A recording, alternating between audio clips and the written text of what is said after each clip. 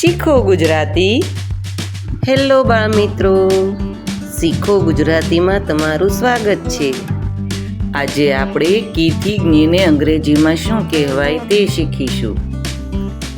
કી કને દીર્ઘાવાળી કી, કીનું અંગ્રેજી થાય કે ડબલ ઈ. ખી ખને દીર્ઘાવાળી ખી, ખીનું અંગ્રેજી થાય કે એચ ડબલ ઈ. ગી ગને દીર્ઘાવાળી ગી, ગીનું અંગ્રેજી થાય જી ડબલ ઈ.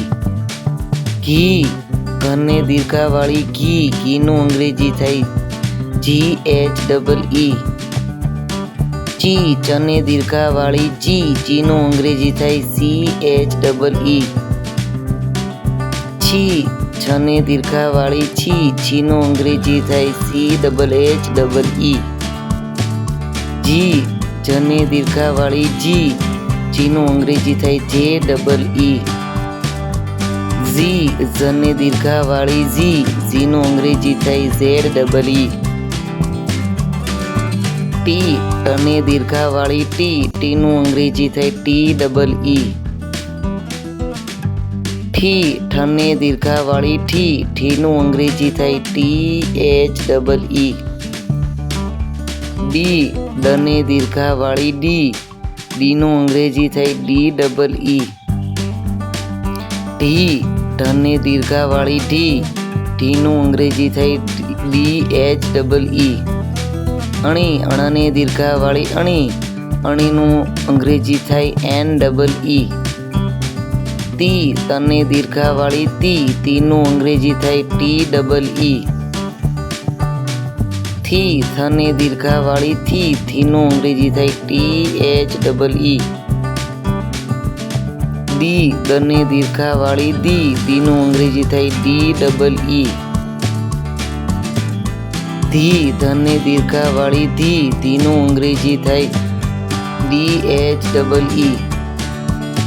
ની નને દીર્ઘાવાળી ની, નીનું અંગ્રેજી થાય એન ડબલ ઈ. પી પને દીર્ઘાવાળી પી, પીનું અંગ્રેજી થાય પી ડબલ ઈ.